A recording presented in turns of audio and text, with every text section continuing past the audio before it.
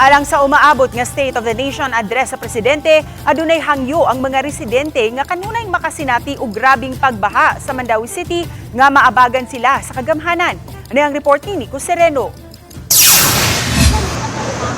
Pipila ka adlaw lang human nabahaan sila pagbalik, kininang itsura sa sitio Papaya ug Mangga sa barangay Ibabaw, Estancia. Nahubas-hubas ng tubig ug balik normal na sab ang mga residente sa ilang gimbuhaton. Gipaabot pa hinon nila ang hingpit na nga paghubas sa baha. Apan subay niini ang ilang kabalaka sab kon mubalik ang daotang panahon. Kami makuloy kay dito pidpid manggod mi dito sa paril sir nga mua. Mula po jud taw mo. Saka jud ato pang muang tubig sir. Nga muro jung gihangyo nga kuha na jud sir nga muang kahimtang. Karong buwan na lang nakasinati sila pagbalik sa grabing pagbaha nga kun mahitabo musangpot sa pag-rescue kanila sa mga otoridad ug pagpabakwit ngadto sa gym.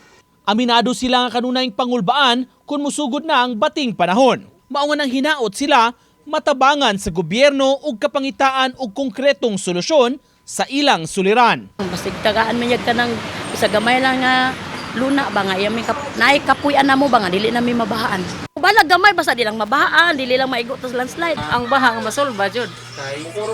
Kay kanang mo may liso kanang magpuyo may nga dili bahaan ba?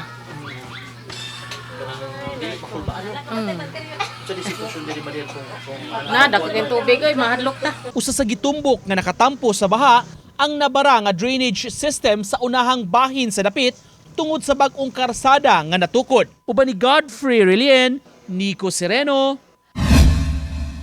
Balitang Bisdak.